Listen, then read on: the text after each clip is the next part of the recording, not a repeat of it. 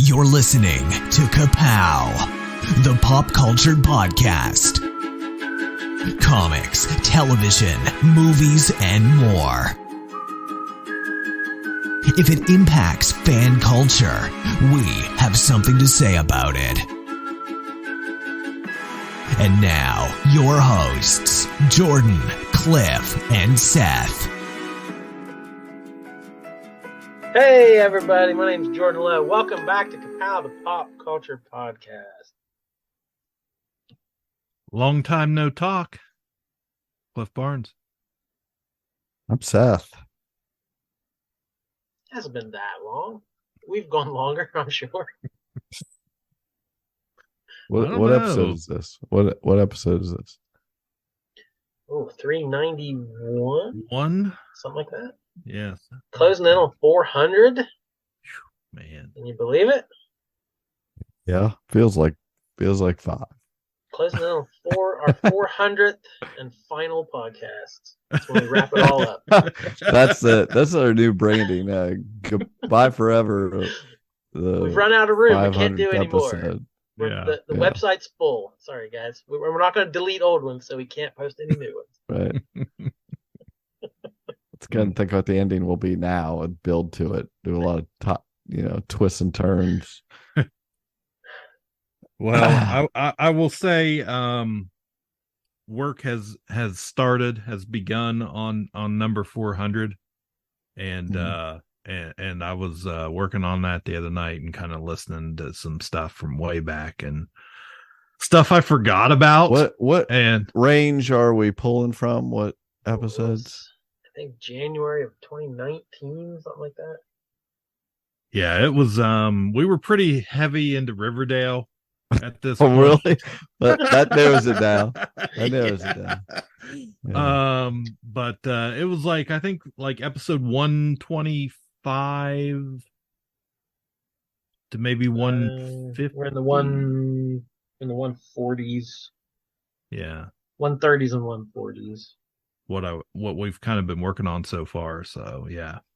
Jeez. Like I say, there was an episode, I didn't include it in the clips because it's too long to do, but it's a great 20 minutes or so. We did a Yeah You Know Me about our worst jobs. And Cliff talks about working at the Halloween store. Yeah, I remember that. And Seth was doing compaction tests at a construction site where people's lives are on the line. Yeah. And I was selling sweepers door to door. I remember the sweeper. Yeah. So I'm definitely going to recommend that as a go back and listen to. That was nice. Good. Wow. Good stuff. So yeah, it's been a while. We've been out doing lots of things, going lots of places. We've been doing too many things we can't record. That's true. That's true. We got to go out and we got to have the experiences to talk about first, before we get to the talking, we got to do the doing first. So do the doing. Yeah. Episode 391. You two can do. There you go. So anyway, yeah, we went to stuff. Well, you started it. Because you went to the con in Baltimore, right? Yes. That's kind of was the catalyst. Yeah, that was the first one. Yeah, went to Baltimore Comic Con. It was good. Met a bunch of people. Like seriously, it's a blur now. Well, I'm so glad you did it so that we can talk about it. Right, experiences. So got me into getting the remarks. People, that's the new thing that I like. It's that little. I don't want to get a full sketch, hundreds and hundreds and hundreds of dollars or whatever, but get the comic signed and have them draw a little headshot or whatever there, a few minutes. A little piece of original art you can yes. Yeah. So I did that. I got some cool stuff. I met David Finch, did a little Ghost Hawkeye on my Avengers Disassembled from back in the day. Got a Got an ampersand on my Why the Last Man #5. J.G. Jones did it. Just a bunch of stuff like that. Everybody was super fun and cool.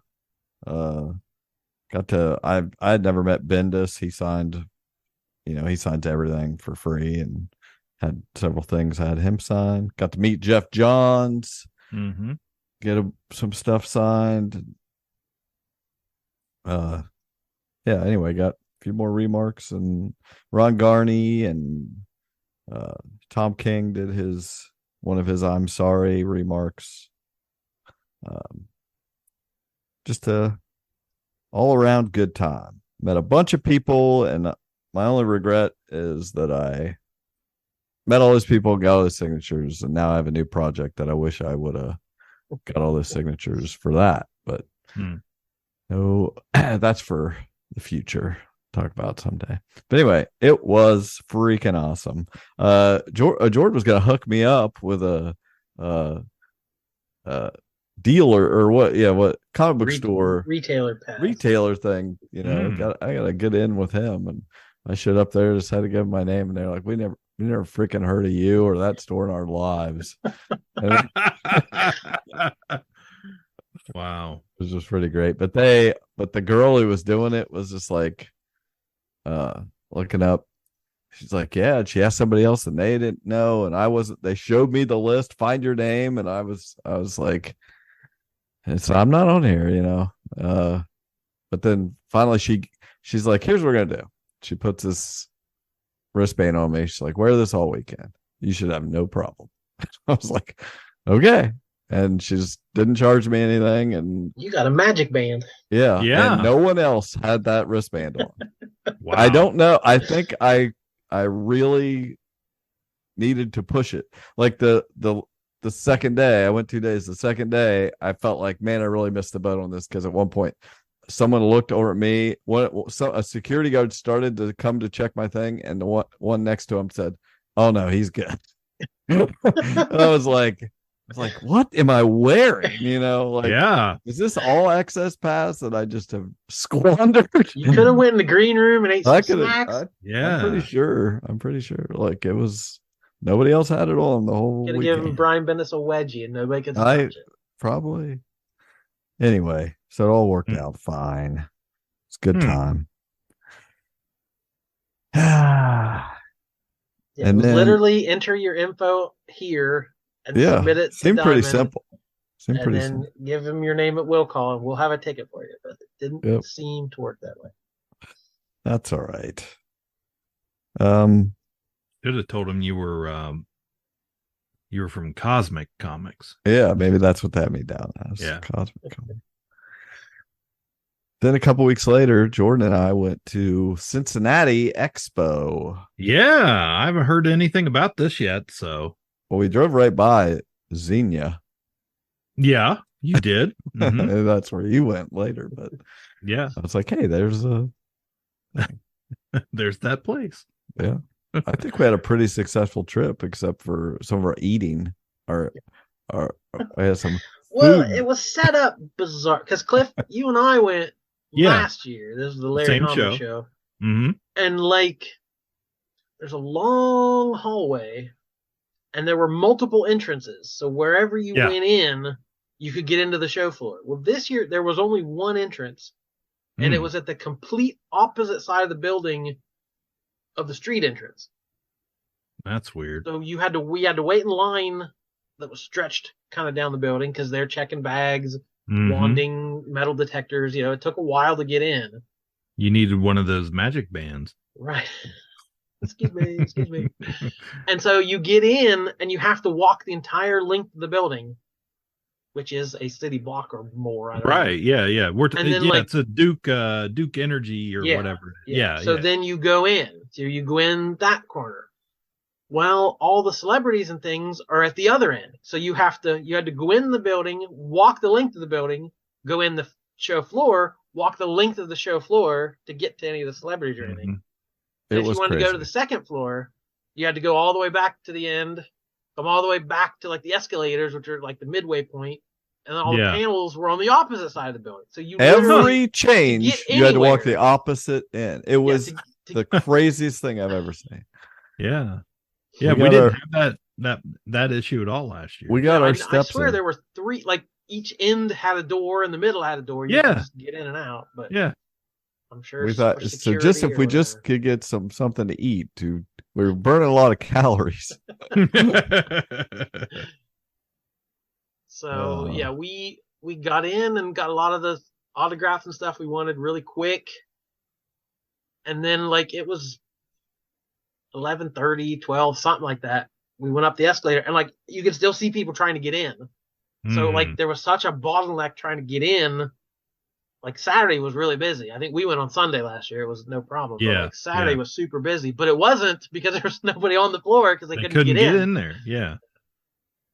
So we went up trying to find where Jim Lee was going to be. They had him hidden in a little room, so we just went up to the second floor to see where we should go when it's our time to get signatures. And they're like, "You got tickets? Just get in line." Because there weren't enough people, like the CGC, like if you wanted your signature graded and appraised and whatever, those are the people first thing in the morning. But they were all standing in line waiting to get in. So they're like, just go ahead. And they're just trying to burn through some of the lines. We're like, okay, cool, we'll get in line. Heck yeah. So we actually got that done sooner than we thought we would. Yeah. Which that was awesome. That was quote Chris Farley. This is awesome. This is awesome. You're awesome. Yeah, they gave us like a poster. We came with it. Because you guys bought the special package or whatever. You had to have a package. Yeah. Like, well, first I'll say first, like at the Baltimore Con, I did the Jeff Johns package. Jordan, of course, as a comic book store owner, he's stuck away some cool issues here and there and so I asked if he had anything he wanted signed because I only had so many things. I only need so many Jeff Johns signatures. I thought I'd offer him, and he because he's getting me free tickets. Right. Boy, that we know whose favor that worked out in. Anyway, so he had this cool Blackest Night cover. And I took it in. They gave me that thing came with a Flashpoint one cover print, sign. And I had met the first booth I went to that day. I'm sorry, I totally forgot about this. But the first booth I went to that day was David Finch, which was a good thing because his line got real long, real quick. And I was behind this kid and his dad. The kid was like 13, 14 years old, and he had a portfolio, and that's kind of fun to stand behind them because they're going to show the artist and stuff. And they were super nice, and they showed Finch the stuff, and they were getting a remark, and I was kind of like, say, oh, this was when I was getting. I'm going to start doing this. This is really cool, So I said I want one of those too, and but anyway, I saw them a couple times during the day, and they were just would be like, oh, it's just like, I don't know. They were so excited to see me every time they saw it because we put in. They were like, "There's that guy with that special band again." Like exactly, that's probably what it was. Man, we had spent that hour or whatever in Finch's line. So later at the end of the day, I was getting ready to leave, and I was walking by, and I was holding that Flashpoint cover, print, and so I didn't want to roll it up. I didn't know what to do with it. I don't, and I was like walking. They saw me and they came over. Oh, you got to do the Jeff Johns thing. That's so cool. That's so cool. What'd you get signed? I told them, and that's so awesome. We didn't do that or whatever. And I just freaking gave the kid the print. I was like, I'm not gonna hang it up at my house or whatever. I was like, here you go. Which they, of course, it was worth way more how excited that kid was than it was ever going to be to me, So that was a fun cap onto the day. And yes, people were. I got more than one comment about the Blackest Night cover. Like, oh, so I get the stuff signed and I carry it over. And well, first off, Jeff Johns is like a lot of Avengers He's getting all DC stuff. Right. It's like, yeah, I'm into that. But and he looked at it's that like skull on the cover or whatever. Mm-hmm. And Jordan had already had who had signed in one of the eye holes. Ivan Rice, the artist. Mm. And then so Jeff like looked at it and he goes, mouth? And I was like, mouth. So he signed in the mouth. And I took it over and there were like tables there so you can like lay your stuff out, let it dry for a couple minutes and wave it and stuff. And of course, the guy standing there, I was on that cover. And I'm like, yeah, it's mine. I brought it. It's my cover. Anyway. So yeah, it was fun. We got a print for Jim Lee and stuff, and those other guys had signed it also, right? Scott Williams and Sinclair. The inker Scott Williams and the colorist Alex Sinclair. Yeah. So would you get signed from Jim Lee? Well, I was figuring it out right up till the moment we pulled out of the driveway. Oh, he was, definitely. He was thinking. He was like, stressing about it. So my number one thing was X-Men #1 from the 90s, the gatefold cover that had the whole team lineup on it. That is emblematic of my childhood, so that one had to be done. And then they had just come out with the Hush issue 1, the foil variant during Batman Day, like a week before this event. So it was that cover of Batman on the Gargoyle, but with no logos or barcodes or anything. So it's just a nice, clean Batman cover that, of course, all three of those guys had worked on. So I thought that was a pretty solid choice. And I was going to go Wildcats #1 because that was Jim's that's his baby. But I'm not a huge Wildcats fan. I read it a little in the 90s, but that wasn't really me. But I had some thoughts. I've been doing that Batman the Animated Series poster, getting multiple signatures on a poster. And I had some thoughts like, that'd be kind of cool to do with characters. Because the artist Michael Cho was there, and he did a Daredevil poster that I really like. And this show we're going to in December, there's a ton of Daredevil artists and writers going to be there. So I could start doing posters. I was like, well, what characters would I do? Daredevil, okay, obviously. maybe Batman. And of course it hits me. If you're going to do a Batman poster, what artist would be the #1 get for Batman? I got to be Jim Lee. I'm like, oh no. So literally the day before the show, I'm digging through my filing cabinet trying to find a decent poster. So I went with the one they sent this year for Batman Day. It's just a black poster with yellow text says "Long Live the Bat." And it's just a lot of blank space. I can fill it up with a whole bunch of signatures. So I got that poster signed by the trio of them. And he signed it a little big, but he didn't know my plans. That's all right. Jim can take up as much space. If somebody's going to do it, that's the guy you want big. And that's a great idea. And I'm glad you thought of it before this. Otherwise, you'd have just freaking been mad. Yeah. So that's great. Did he say anything? Did you have any conversation? I ended up being a couple people behind you, and I saw you having a nice long conversation with him. So I'm like, I don't have anything to say to the guy. So I'll just tell him I like his stuff, I guess. And I don't know what I'm gonna say. But right in front of me was a cute, adorable little girl who gave him a box of cookies. Oh, wow. Had some kind of like Chinese writing on it or something, some like Chinese cookies of some sort. Yeah, let's see you top that, Jordan. Yeah, and he's like, oh, thank you. And he's leaning down talking to her as he's signing my stuff, not looking at it. And he's talking to the little girl and asking about the cookies and like shoving me right along. I'm like, okay, nice to meet you, Jim. Enjoy your cookies. So I think I said 2 words to him, but that's all right.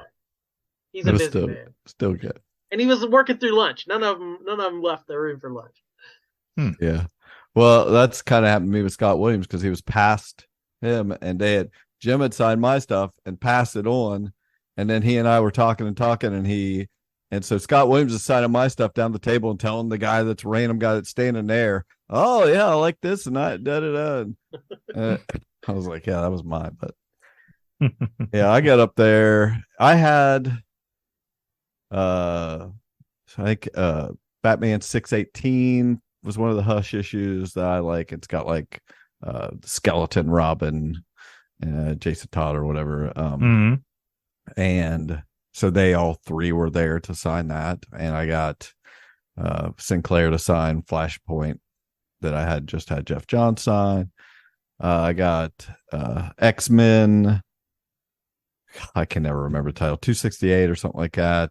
I'd had Claremont sign, so Jim Lee and Williams could sign it. That's Cap and Black Widow issue. Yeah, Cap, Black Widow, and Wolverine on the cover. Great issue, which Jim Lee talked about in his panel. Well, as he was basically said, it was. I feel like he acted like it was the greatest issue he'd ever read or whatever. And then he remembered. I like to remember. He's like, anyway, DC is great. Yeah, that was a ongoing thing during the panel of like, who are your favorite artists? He names a bunch of Marvel artists. It's like, but DC too. You know, like he just kept remembering that he works for DC. It was pretty funny. And I got Punisher War Journal where he's on the jet ski. And he's like, you just rented a jet ski to the Punisher. Kiss that baby goodbye. I love it. Anyway, I went up. I was like, what's my chance? Here's my burning question. I said, as a board gamer, I said, what is 10-year-old Jim Lee's unbeatable Stratego setup? And the look on his face was, I knew I'd nailed it, because he was just like, he looked at me and stared and kind of leaned back and was holding his pen, stopped signing. He's like, how do you know that? I was like, some Hush commentary or whatever. There's a I think 612 he drew young Bruce Wayne and Tommy Elliott playing a board game that was not Stratego, but it was a war game. And in some commentary he'd been asked about it, and he was talking about Stratego and stuff, and how he thought he had, from 10 years old, he's had an unbeatable setup. And I don't, if you guys know the game Stratego, you know, but I said it's from some commentary, and he goes, wow. He's like, I have no memory. He goes, are you gonna know what I'm talking about? I was like, I may be the only person in this room that will. I was like, but I will know exactly why you're talking about. I really want to know what you think is an unbeatable Stratego setup. And I go, because I'm a basic bitch Stratego player. I was like, I have the crisscross bombs, and he stops and takes a scrap piece of paper, which I wish I would have at least took a picture of what he drew on there. He drew part of the board and drew what he knew my setup was. Just what I was describing. He's like, yeah, you do this, this, and this. And I was like, yes. And he goes, everybody does that. And he's like, no, what I do is this. And he's like describing his, where, you know, he basically makes like a wall of bombs and hides his. I mean, I'd have to describe. This is only going to work for people in this. This is a moment between you two. Yeah, and whoever has played Stratego. So I'll explain for a split second. He just makes a wall of bombs and keeps his marshal and spy behind that, and flag, and you basically have to come to him, and he defends it. Instead of where most people like me send them out and protect their spy, but going out looking for trouble and looking for the flag and using a miner and all that stuff, he kind of holds back and makes you come to him and says it's unbeatable. Anyway, it was something I'm sure he had never got asked, so it was fun to ask and find that out. And that was good. Got all that stuff signed. It was awesome. You two had a moment. We did. That was good. What else did we do? But then we only had a minute. Yeah, we only had a minute to eat though before the panel. That was So we got the signing done, and then it was like a half hour till the panel. So like, let's go get some food. All I have to do is go from one end of the building to the other, to back and forth 10 times. Sprint twice across the building. And so like there were a couple of booths open. There's one was like barbecue. Hey, we can queue. We like to queue. Yeah. and the line wasn't terrible, so we get in line, and about 3 people go through it, and somebody yells, "We're out of pork. Only got turkey." Okay, All right, well, we can eat turkey. That's fine. turkey. We're standing here. We're waiting. starving. A few more people go through the line. We're out of turkey. Only got sides. So by the time we got up there, they literally only had French fries and green beans. No pop. God. They had like bottled water and a couple Gatorades. I bought the last Diet Mountain Dew. There was one Oh, Diet Mountain Dew that was the only you were the pop only that- one going to drink. Only we knew somewhere we could have told them to stock up. Yeah. Yeah. Well, The place is well. good. Anyway, We I had to take our food and carry it the length of the building twice. yeah. Run up to the panel, and like the panel, we just got in there in time for the panel. Listen to Jim Which Lee and eat he green ended up beans getting and fries. booed. He made some kind of comment about Skyline Chili not being good, and they booed him. Wow. And then during the panel, he was doing a Q&A, and he was sketching a Joker. He's like, no, normally what I do a sketch during the Q&A, and then at the end of it, I give it away to somebody. So at the end of it, he said, does anybody in here have a Skyline receipt in their pocket? And some dude's like, here, I got it. And he ran up and was like, yep, there you go. So whoever had a Skyline receipt in their pocket, they got a free Joker. That was awesome. I wonder what you'd have done if they hadn't. Like, I mean, that's. But I guess it was bound to happen. Somebody was going to. It would suck to be somebody in there that had one and didn't, and wasn't the one that got up there fast enough. But yeah, that was pretty awesome. He was cool to listen to. I was glad we went. To that. He was definitely the draw. He was the biggest guest there. He was the main reason I went. But there were several more people than I thought when I was getting ready for this. I'm like, okay, who am I going to get signatures from? So it ended up being a decent day of meeting people. And I got Paul Williams, singer, songwriter, actor, on my He was in the Batman Muppet movie poster because he was the Penguin.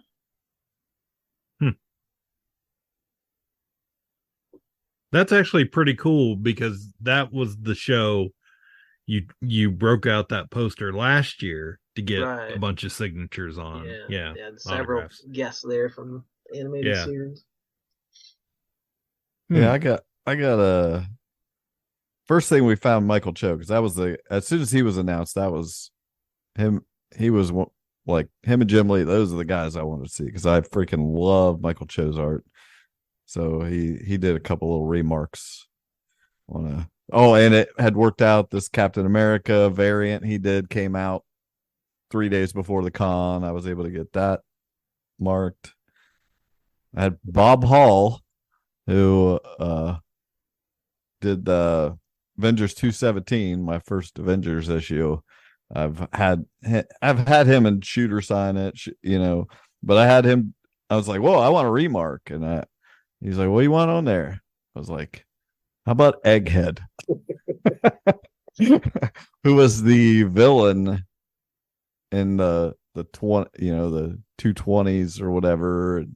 It was when I started reading the Avengers, that was the big villain in that run there, Shooter's run. So he was like, wow, that's yes, and he did a little Egghead in the barcode I picked up later. It was awesome.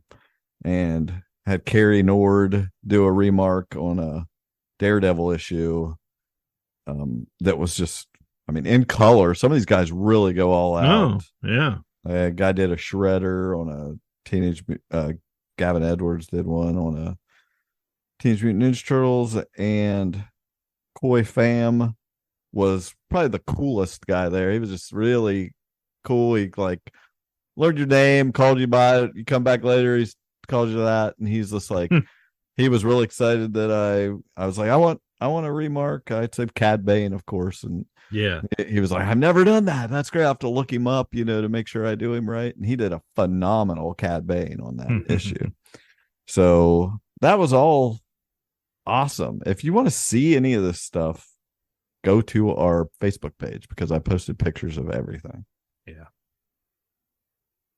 I like we did have the same situation where wasn't it Larry Hama didn't charge Cliff or something. We went to Michael Cho and I was like, I want to remark on this cap, and then I had a magazine, Comic Book Creator magazine, has this really cool Avengers cover he did, and I think that's why he did this, because it's like he was the main focus of this magazine, and there's a huge article in it, like many pages, all about his life and everything.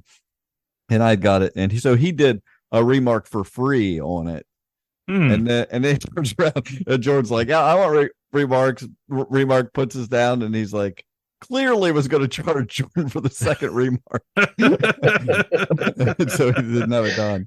And his were like 15-second, just like right. Yeah, real quickies, but he still charges. So. Still charges.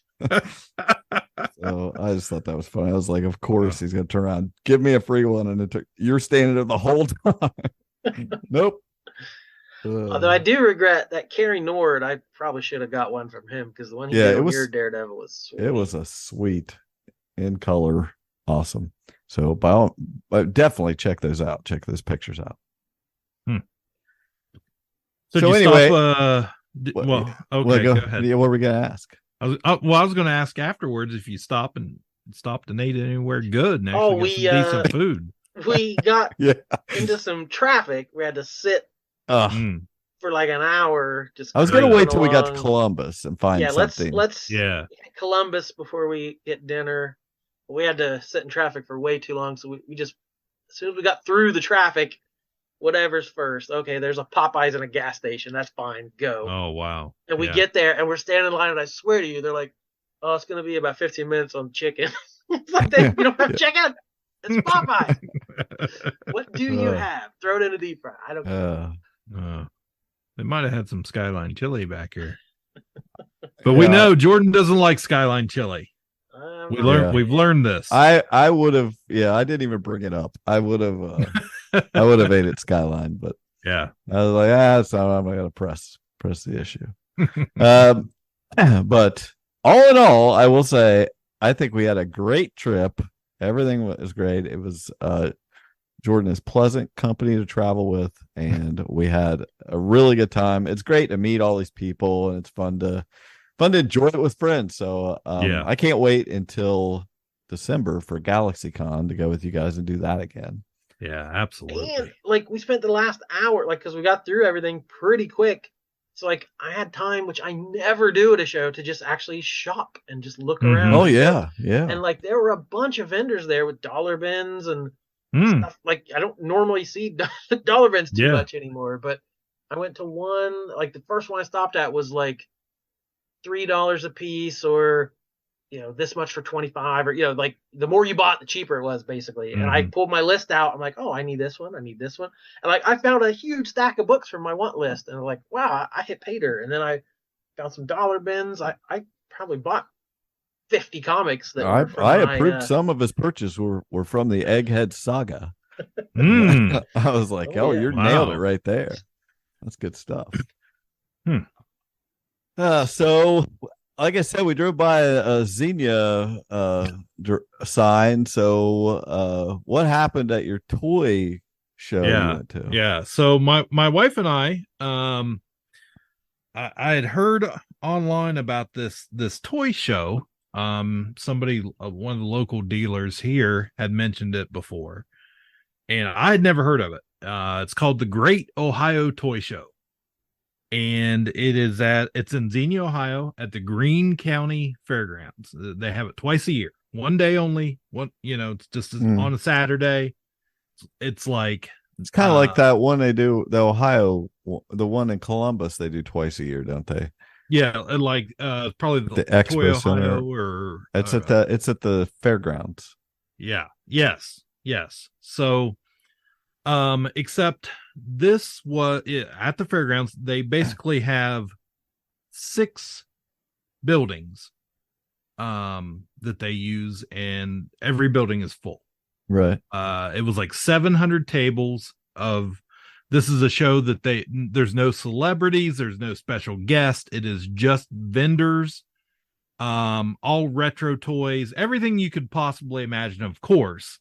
and to the point where, you know, you see these ultra rare things and you're like, man, that is awesome. And then you walk 5 tables down and there it is again, or somebody has 4 of them, you know, that type of thing. Right, Really, yeah. you know, cool stuff. But yeah, it's like 700 tables, people from all over the area. And of course, if you're not familiar, Xenia, Ohio is right next to Dayton. And you know, this was something that I really hadn't thought about until we went there, because there was vintage Kenner Star Wars everywhere. I bet. And of course, Kenner being you know, originally they were the Kenner building, which is now the Kroger building in Cincinnati. You know, that's where they were based. That's where the Kenner toys came from. So being in the western side of Ohio, it was just like, you know, stuff I'd never see around on the eastern border over here. So everything you saw as a kid was there. Every brand you could imagine, from strawberry shortcake and Barbies and things to TV shows like Knight Rider and Dukes of Hazzard, and just you name it.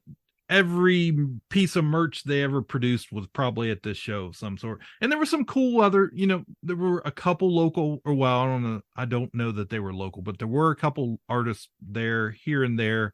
Some people selling like vintage Halloween decorations from the 70s and 80s, stuff, you know, that's cool to look at. And you have, you know, it's like, oh, my grandma had that. I remember, you know, that type of thing.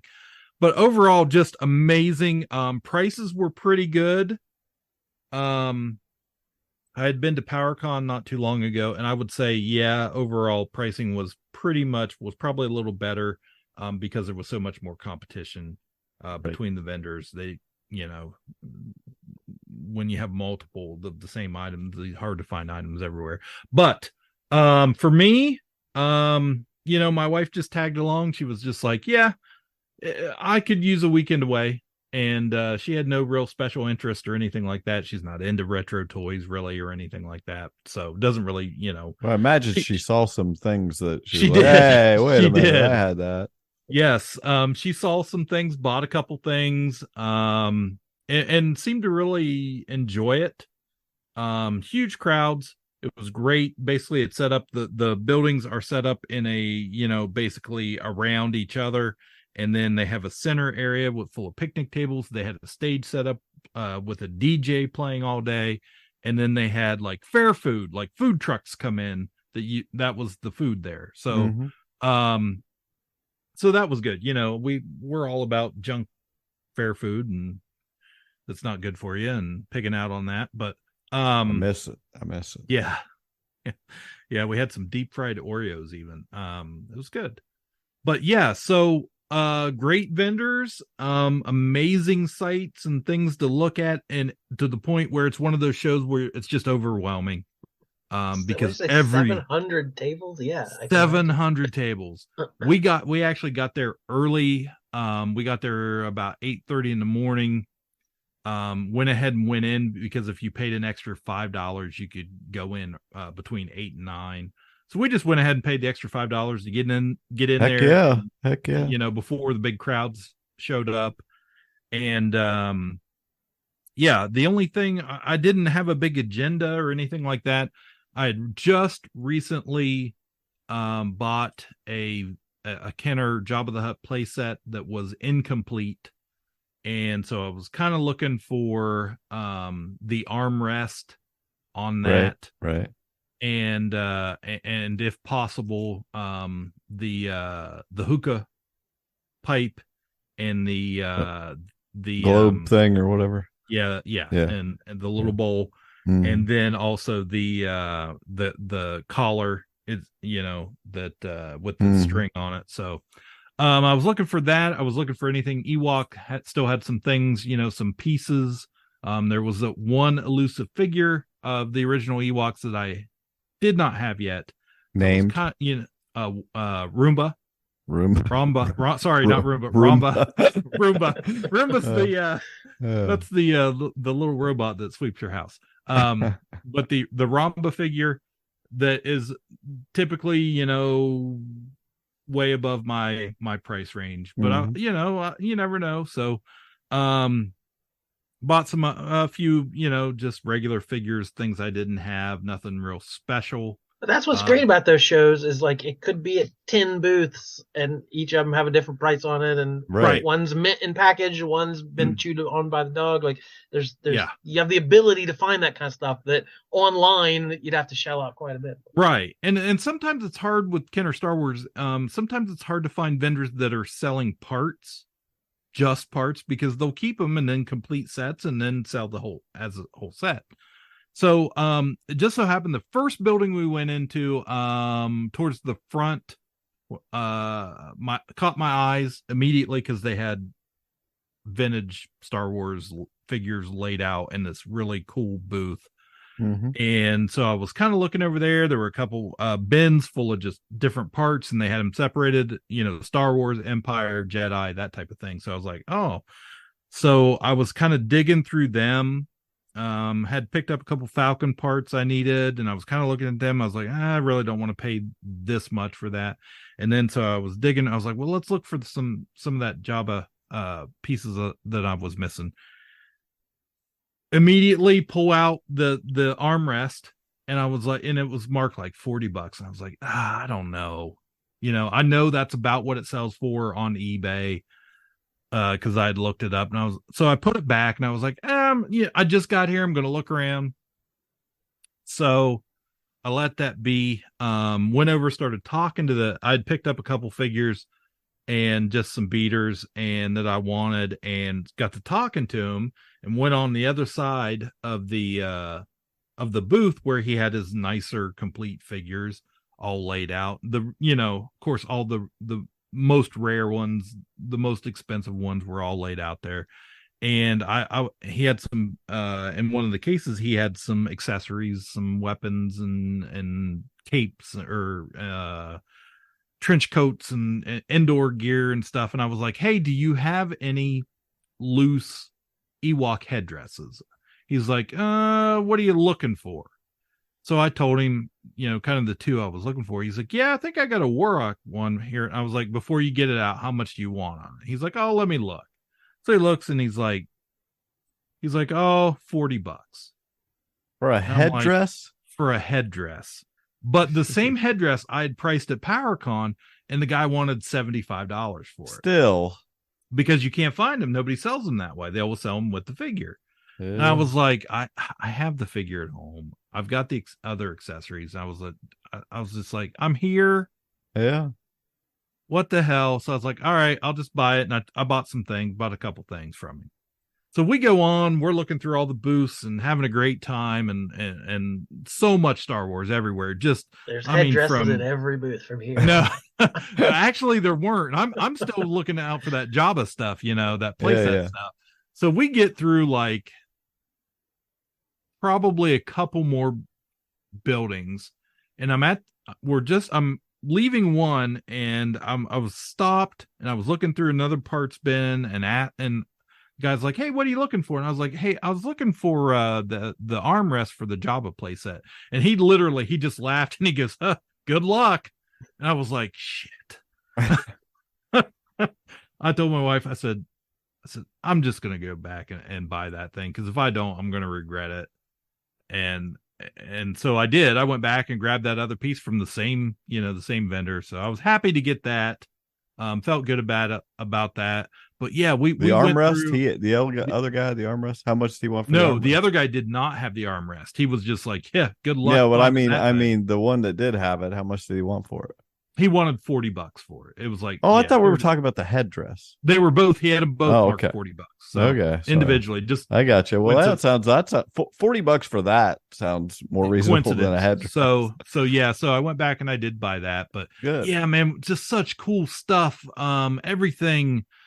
So many GI Joes, and just, I mean, it was overwhelming how much stuff was there, and I was like, how am I ever going to get through all these buildings? Because I just want to stop and look at everything and and talk to some folks and but we had a really good time, and we got through them all.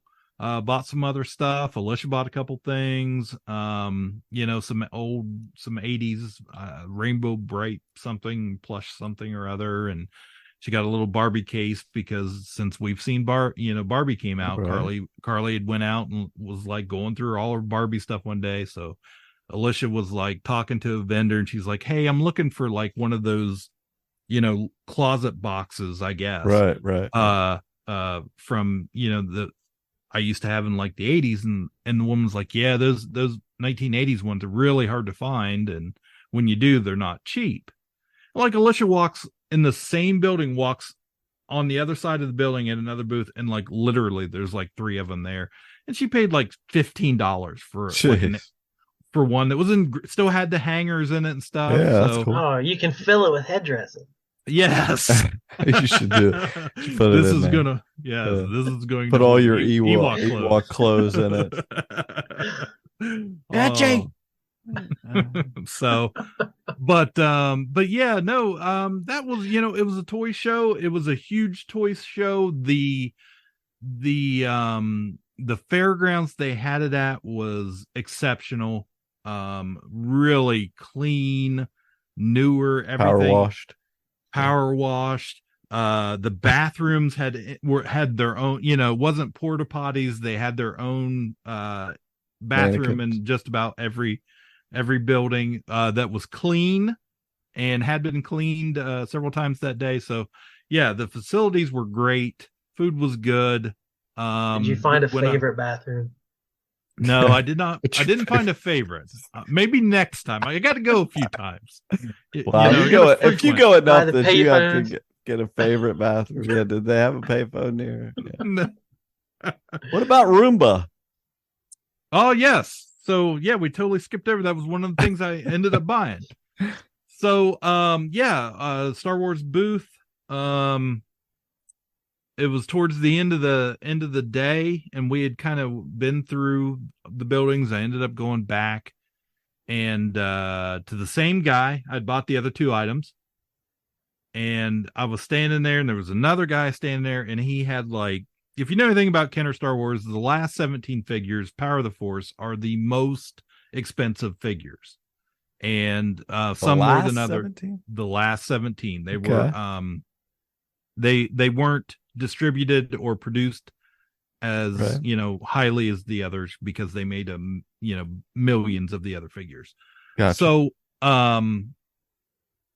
yeah, Power of the Force 1985, and this guy had a yak face pulled out. He had a I think maybe a Han with the carbonite. And one of the others, the last 17, wasn't a Monomon, but what's a yak face? A yak face is I had to ask. That was a figure that was like the last one that was released, and it was only released pretty much in Europe. It's called that? Yes. Hold on. I don't have I can look it up. I just didn't know if that was just lingo that you call it yak face. Okay, let's see. Okay. So I gotcha. I kind of recognize that. Yeah, he was the little tusks there or whatever. Yeah, he was a guy that was just in the background of Jabba's palace is what it was. So yeah, no, that's definitely a yak face right there. Yeah, that's a yak face. So anyways, that thing was, he had these 3 figures, and he's like, "Well, how much will you take for these?" And they're negotiating basically around $1,000, right? Right. Sorry. So I'm standing there, and I'm like, I'm just gonna wait. If this guy's gonna spend $1,000, I'll rob him in the parking lot. Right. Yeah, I'm just gonna wait here. Gonna wait here. Like, put on my headdress. Yeah, You just pull it down to hide your identity. Alicia, start the car. We gotta go. Yeah. You hear Yub Nub playing from the car. Yeah. No. So anyways, yeah, I had, as this guy and they're negotiating, I'm like, "Hey, can I see that Romba there?"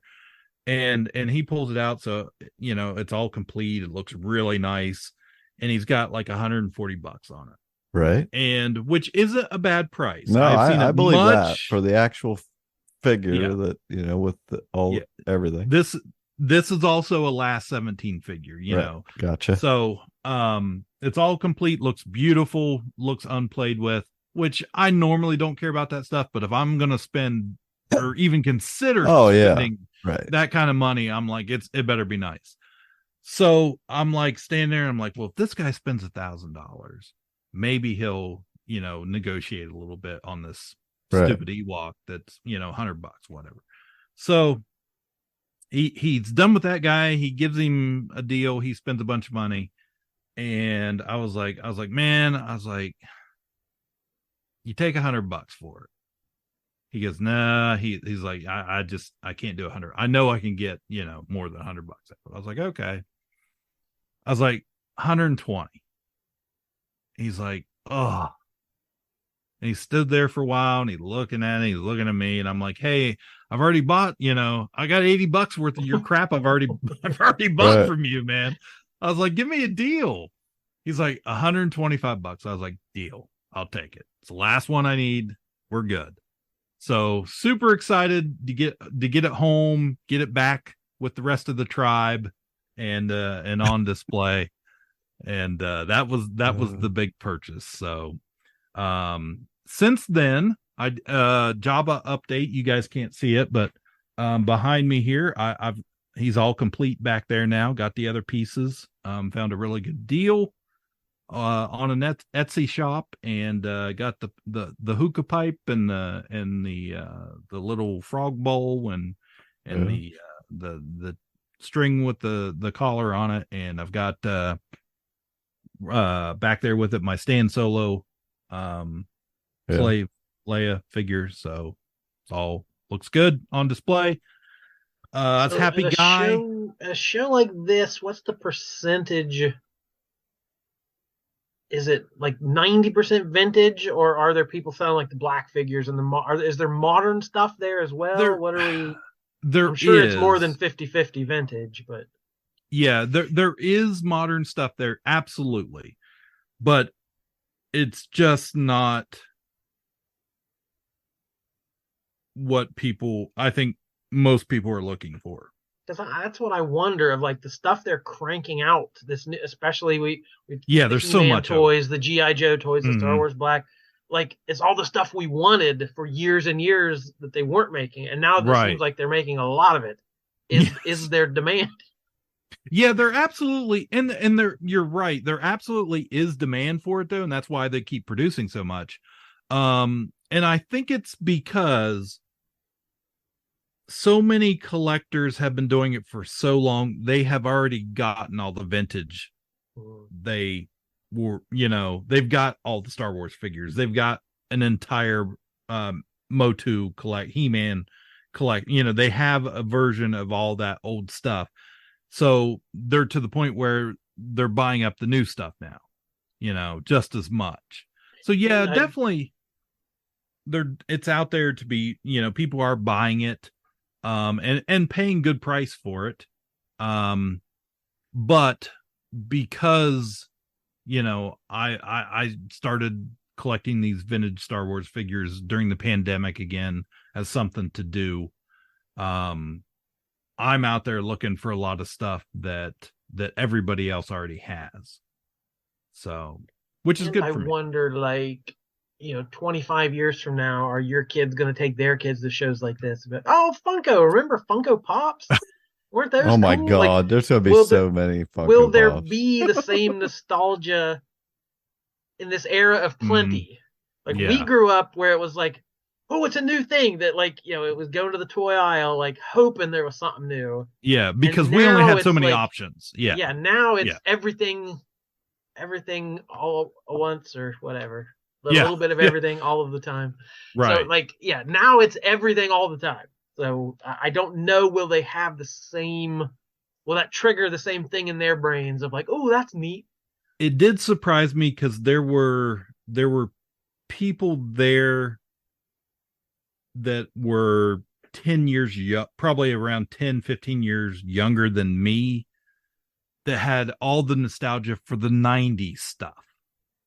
You know, they're like, and as I'm going through booths, they're like, oh my God, I had this, or my sisters, you know, had that, or my cousins had that, or the kid down the street. Oh, I remember playing with that all the time. They have nostalgia for different things, for newer things than I certainly do. Which is neat to see, because, you know, I mean, it's a different object, but you can relate to what their, you know, what their excitement for it. But yeah, as far as like, you know, my kids, you know, I let's not fool ourselves here. I can collect these Star Wars figures and absolutely love them, and they give me joy, and I love to come out and you know, just have them there, because I have such nostalgia. I've told this, I was an only child and spent a lot of time just me. You know, I didn't have really, you know, always have somebody to play with. So my toys were very much in place of brothers and sisters. And when I used to, you know, I remember going to grandma's house, you know, all summer long, and I would take Castle Grayskull and all the Motu, you know, the He-Man figures I could pile in on it, and take it every day, or the Ewok Village, or whatever, you know, what have you, because I spent so much time, you know, living in those adventures. So that's what it is for me. I just enjoy having them around, and especially as I've gotten older. But for my kids, like, you know, something happens to me, and my kids are gonna be like, these mean nothing to me. So I think you have to be realistic, because I know so many people have collected stuff and they're like, oh, I'm gonna pass this on to my kids and they're gonna get rich off of it, and and I'm like, no, your kids are not. Nobody's gonna give two craps about any of this junk if it survives by that point in time. You know, it's like the we've talked about the original GI Joes. That's a good, yeah, they mean nothing to us. They mean nothing to us. Ones. And the generation that they meant something to has started to die off. And what you've seen is the market for them just completely drop. And they went from holding so much value to those people to a bunch of people that are like, yeah, I didn't have those. I don't care about those. They look like Barbie dolls. Which proves they have no intrinsic value. The value is based on the eye of the beholder. Like the people who really want them. And once the demand softens, it's just plastic. Right. It is. It's just plastic, you know. I was keeping my eye out at that show, because I thought, man, you know, it would really be kind of cool to have some of those vintage curtains. You know, they used to have the Star Wars bed sheets and curtains and stuff for your room. And I was like, man, I'd like to, you know, if I could find some of those cheap curtains, I could hang those up in here. That'd be kind of cool. And all I could find were the bed sheets. And most of the people weren't selling them. They were using them on their tables and stuff. So yeah, that's that crap that I'm like, man, I'd love to have that. You know, I had that as a kid or whatever. Just nobody else is going to give a crap. One generation down, and our kids are just like, we don't care. So we will see. I don't know. You know, I don't know what particular Pokemon or things like that will. Oh yeah, I'm sure there's stuff. I just don't know if it's going to manifest the same sort of way. Yeah, I would say we're gonna collect NFTs of all my favorite childhood things, or I don't know. Right. I'm sure those are making a comeback. I also took my annual trip down to the Mothman Festival. Oh my gosh, West Virginia. Yeah, that was a good time. I don't feel like I've been doing it that long, but there were a couple years there with COVID where it was canceled. So like it's probably been 5 years since I've been going there. And every time I go back, the town's grown a little bit. There's something new. There's some new business. Like those first couple years, there was like, you know, a new ice cream shop or a new vintage thrift store or something. And this year, there was a comic shop right across from where we were set up. And right down the block was a arcade that was, you know, had games and I'm sure coffee. You couldn't get near it. There were a million people in the way, but It just looked like the town is growing and becoming nerdier. Like this event is fueling what Point Pleasant is and is becoming, and that's kind of cool, I guess. But yeah, good for them. yeah, another insane amount of people descending on this tiny little town, just kind of a couple streets smaller than Marietta where we live, and just like they just dropped a whole metropolitan city full of horror fans and cryptid fans and fair food fans and people who just want to get out and sightsee and whatever. So crazy. We broke our record again, had our best sales ever. We dropped the first issue of The Moth, first of 3 planned issues. So that's also available at soprocomics.com. You can get a copy and a couple of cool variant covers as well. Then Sunday, it rained pretty steadily for most of the day, and we were a little bummed, like, oh no. But people just still kept coming. It was like Disney. They had their ponchos on, and they just soldiered through, and just that wasn't going to stop them. And we actually made more money this Sunday than we did Sunday of last year when it was beautiful weather. So we made more money on a rainy Sunday. We had to throw away all the comics that were out on the table because they were all soaking wet. We did our best to keep the rain off stuff, but we keep everything bagged and boarded in plastic. But we have sample copies for people to flip through. So they did not survive the day. They were just pulp by the end of the day. But we had a great day. Tons of people. It's quite an event. It is quite an event if you've never been.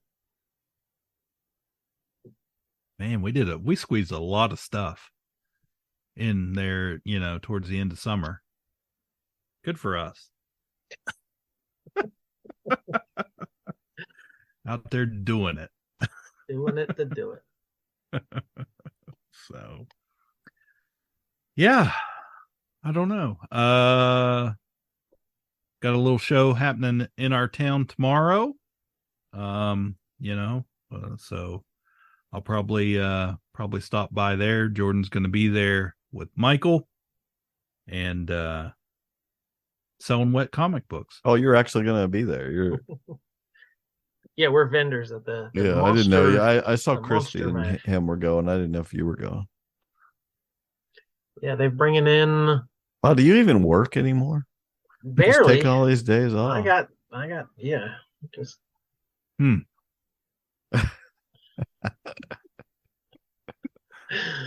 I need an alibi to not be there. Yeah.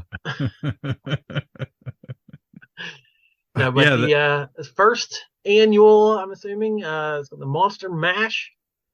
They're bringing in a couple. Sergeant Slaughter's going to be there. Famous wrestler and G.I. Joe. Michael Berryman from The Hills Have Eyes. A couple of other known horror faces. And then it's also like kid friendly. There's like a maze and a haunted house, and each table is supposed to do a trick or treat thing. So the kids can go up to each table and say trick or treat and get a treat. Cool. As well, so. Yeah, I think and I'm a gonna speech from Michael. Yeah. Oh, well. Yeah. You know how many carbs are in that? You're gonna have to spend an hour in the gym to work that out. You have to buy a comic book to get this piece of candy. Now I'm giving away leftover free comic day books, so you're getting comics all the way from our nice. That's a good deal. Sweet. Yeah. So Zach Ward, he was the name that I saw that played. He was in a TV show with Christopher Titus. I remember several years ago that we used to watch, but yeah, he played Scott Farkas in the Christmas Story movies. Yes, the bully. Is that right? Yes. Who terrified me more than any of the monsters who are going to be at this show. I was terrified of that character and his yellow eyes. Yes. Yeah. So, and the guy, well, the boy from Kindergarten Cop that says, boys have a penis, girls have a vagina. Thanks for the tip. He's going to be there too. Not Dominique. Dominic. So I was like, Russ told me that. So I was like, really? He's like, I had to look it up. I was like, oh my gosh, that is that guy. So, great line. Sweet. All right, that's our stuff. That's what we've been doing. That's our excuse for how little podcasting we've been doing. Yeah. Take it or leave it. That's our new slogan. All right, we'll be back. We'll podcast at some point. We'll talk about stuff we normally do, but take it or leave it. We'll be back at some point. My name is Jordan Lowe. Cliff Barnes. I'm Seth. Take it or leave it. Ka-Pow, the pop culture podcast, is intended for entertainment and information purposes only. Sounds, music, and clips played during the podcast are property of copyright holders. All original content is property of www.udownwithkpp.com. If you enjoyed this podcast, please subscribe and leave a comment. Ka-Pow, the pop culture podcast, can be found on Apple Podcasts, Google Podcasts, Podbean, Spotify, and wherever podcasts can be found. You can connect with us through social media on Facebook, YouTube, at the Ka-Pow Podcast on Twitter, or email the show, Ka-Pow, the pop culture podcast at gmail.com. If you really want to go the extra mile, join our Patreon at patreon.com/udownwithkpp for special content and access to Patreon-only benefits. We are grateful for anyone who chooses to contribute, but please know that most of our content will remain free. So please continue to like, comment, and share.